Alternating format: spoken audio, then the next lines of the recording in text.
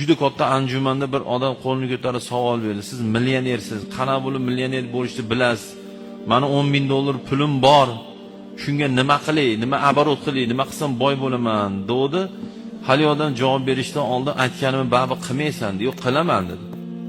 Qiladigan bo'lsang 10 ming dollarlik kitob olib o'qigin dedi. Ko'ryapsizmi?